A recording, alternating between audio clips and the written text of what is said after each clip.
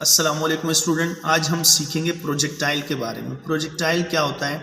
जब हम किसी चीज़ को टू डायमेंशनली जो है थ्रोन करते हैं। किस तरह से? मिसाल के तौर पर देखो, वैसे तो हम कभी किसी चीज़ को फेंकते हैं एक्स एक्सिस में तो वो एक तरफा होती है, या किसी चीज़ को फेंकते हैं वाई एक्सिस में तो वो एक तरफा होती है। अब हम इस तरह से इसको तिरछा फेंकेंगे, कोई भी चीज़ है, जैसे पेन हमने तिरछा पकड़ा इस तरह से, तो एक्स एक्सिस पर ये कोई एंगल बना रहा है और इसको हमने शुरू में कोई रफ्तार दे दी, तो अब ये प्रोजेक्टाइल कहलाएगा।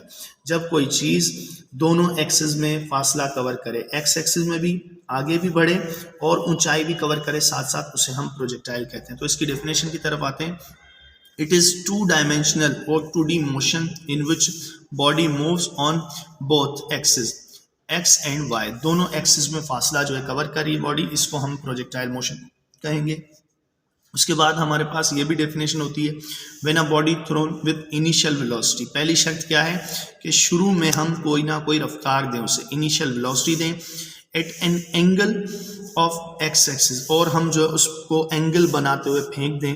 एक्स एक्सिस पर एंगल बन रहा है, इसको हम किसी एंगल पर फेंकें। दूसरी शर्त क्या है? एंगल है।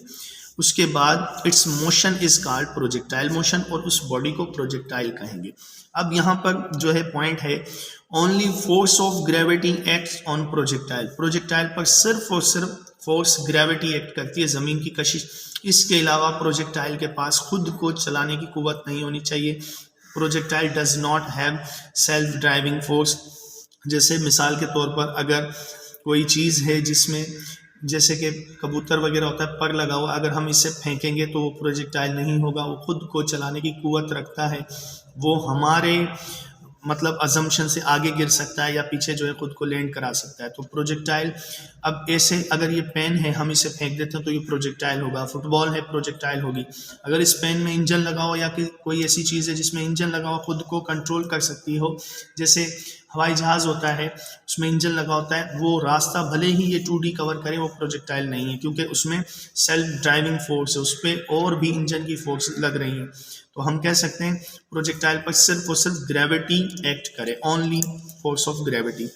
उसके बाद डायग्राम बनाते हैं, देखते हैं। जैसे हमने कोई बॉल है उसको हमने फेंका, मिसाल के तौर पर हमने फुटबॉल को किक किया। इसको जो शुरुआती रफ्तार देंगे इनिशियल वेलोसिटी वी नॉट से लिखेंगे, और इस वेलोसिटी के दो कंपोनेंट हो जाते हैं, एक वो जो इसे एक्स एक्सिस में लेकर जा रहा है, एक वो जो इसे वाई एक्सिस में लेकर जा रहा है। एक्स एक्सिस वाला जो कंपोनेंट है उसे हम लिखेंगे V naught X is equal to V naught cos theta, और जो हमारे पास वी नॉट वाई है ये हमें वाई एक्सिस की जो वेलोसिटी है वो देता है। V naught Y is equal to V naught sine theta, ये वाई कंपोनेंट है वेलोसिटी का। अब देखते हैं ये पॉइंट, जिस पॉइंट से हमने प्रोजेक्टाइल को फेंका, ये पॉइंट ए नाम दिया हमने। A is the point of projection या लॉन्चिंग पॉइंट, जिस जगह से हमने प्रोजेक्टाइल को फेंका है वो ये वाला पॉइंट है। उसके बाद B is the landing point, ये जो बी आप पॉइंट देख रहे हैं जिस जगह प्रोजेक्टाइल गिरा उसको पॉइंट ऑफ लैंडिंग कहेंगे। तो हमारे पास जो है ये दो पॉइंट जो हैं ए और बी, ये इस वजह से लिखें कि शुरुआत जो रफ्तार है हमारे पास वेलोसिटी है वो मैक्सिमम होती है पॉइंट ए और बी पर। अब हमारे पास उसके बाद जो है हमने लिखा थीटा क्या है? Theta is the angle of projection, जितना एंगल बनाते हुए हमने प्रोजेक्टाइल को फेंका। और वी नॉट क्या है? It is initial velocity. Initial velocity को बहुत सारे बुक्स में जो है वी आई से भी लिखते हैं, यू से भी लिख सकते हैं, और हमारे पास वी नॉट से भी लिखा हुआ। उसके बाद वी नॉट एक्स क्या है? Is the x component of velocity. ये जो है वी नॉट एक्स जो है एक्स कॉम्पोनेंट ऑफ वेलोसिटी जो है हमारे पास, जो वेलोसिटी का कंपोनेंट इस तरफ बॉडी को लेकर जा रहा है। उसके बाद वी नॉट क्या है? वी नॉट वेलोसिटी का वाई वाला कंपोनेंट है जो ऊपर की तरफ लेकर जा रहे हैं, is the Y component of velocity. उसके बाद हम देखेंगे कि प्रोजेक्टाइल जो है हमारे पास, जैसे ए से बी तक, ये क्या है? ए से लेकर बी तक का फासला, स्टार्ट से लेकर एंड तक का ये फासला जो एक्स एक्सिस में कवर हुआ ज़्यादा से ज़्यादा, उसे रेंज ऑफ प्रोजेक्टाइल कहेंगे। A to B is the range of projectile. उसके बाद इसको हम यूँ डिफाइन कर सकते हैं, maximum distance covered by projectile on x axis is called range of projectile. अब हमारे पास इस पॉइंट से लेकर 1 से लेकर 2 तक ये इसकी मैक्सिमम हाइट कहलाती है, maximum height of projectile. 1 to 2 1 से लेकर 2 तक, यहाँ से लेकर इस पॉइंट से इस पॉइंट तक, इसको हम कहेंगे मैक्सिमम हाइट ऑफ प्रोजेक्टाइल। इसको डिफाइन यूँ करेंगे, maximum distance covered by projectile on Y axis is called maximum height, या एच मैक्स से लिखते हैं। अब ट्रेजेक्ट्री एक टर्म आता है प्रोजेक्टाइल में, ए से लेकर बी तक, ये जो कर्व रास्ता है, ये जो गुलाई में रास्ता है, या वो रास्ता जो प्रोजेक्टाइल हवा में रहा और प्रोजेक्टाइल ने जो रास्ता फॉलो किया, path follow by projectile is known as trajectory. Trajectory को हम यूँ डिफाइन किया करते हैं, path of projectile is called trajectory, या पाथ डिस्क्राइब्ड बाय प्रोजेक्टाइल, या path follow by projectile is called trajectory. ये गोलाई वाला जो रास्ता है ये ट्रेजेक्ट्री कहलाएगा, ये प्रोजेक्टाइल का रास्ता है। उसके बाद velocity of projectile will be maximum at launching and landing time. Projectile की वेलोसिटी होती है ज़्यादा से ज़्यादा स्टार्टिंग और एंडिंग पॉइंट में।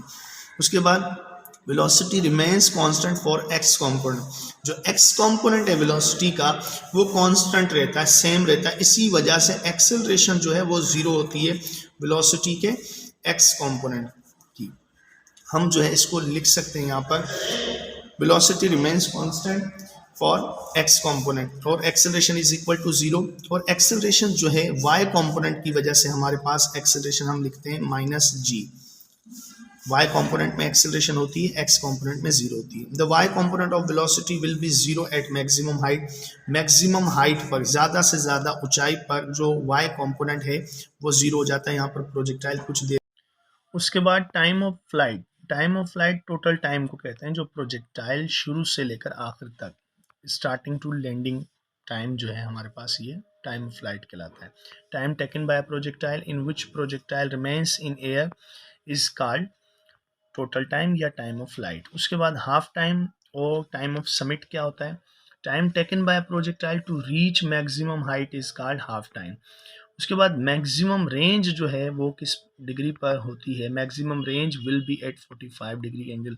अगर हम किसी प्रोजेक्टाइल को ज़्यादा दूर फेंकना चाहते हैं, उसकी ज़्यादा से ज़्यादा रेंज करना चाहते हैं, तो वो हमें मैक्सिमम जो है रेंज तभी मिलेगी जब हम उसको 45 डिग्री पर फेंकेंगे, लॉन्च कराएंगे। उसके बाद range of projectile will be same if their angle sum is 90 degree. अगर हमारे पास दो प्रोजेक्टाइल हमने फेंके, एक 60 डिग्री पर और एक जो है 30 डिग्री पर, तो इन दोनों की रेंज सेम होगी। ये जो फासला प्रोजेक्टाइल एक्स एक्सिस में कर रहा है कवर, ये दोनों का सेम होगा क्योंकि इनका सम क्या बन रहा है 90 डिग्री। याद रखना ये शॉर्ट ट्रिक है, 60 और 30 ये 90 बन गया। अगर एक प्रोजेक्टाइल को 70 पे दूसरे को 20 पे फेंकेंगे, उनकी भी रेंज सेम होगी क्योंकि 90 डिग्री बन रहा है। एक 50 दूसरा जो है 40, ये भी 90 डिग्री बन गया, इनकी भी रेंज सेम है। एक 15, 17, 5 ये भी 90 बना, इनकी भी रेंज सेम है। इस तरह के बहुत सारे नंबर्स आप बना सकते हैं। 10, 80 ये भी 90 डिग्री बन गया। इसी तरह से 28 है या 62 है, ये भी 90 बन गया। तो हाइट इनकी जो है हमारे पास, सॉरी रेंज जो है दोनों की सेम जब ही होती है दो प्रोजेक्टाइल की जिनके एंगल्स का सम जो है 90 डिग्री बन जाता है। और आते हैं हाइट पर। हाइट और रेंज इक्वल कब होते हैं, जब 76 डिग्री पर फेंका जाए। तो इस केस में अगर हाइट 10 मीटर है तो उसकी रेंज भी 10 मीटर होगी। हाइट और रेंज इक्वल होते हैं 76 डिग्री पर। थैंक्स फॉर वॉचिंग, पे मिलते हैं, अल्लाह हाफिज़।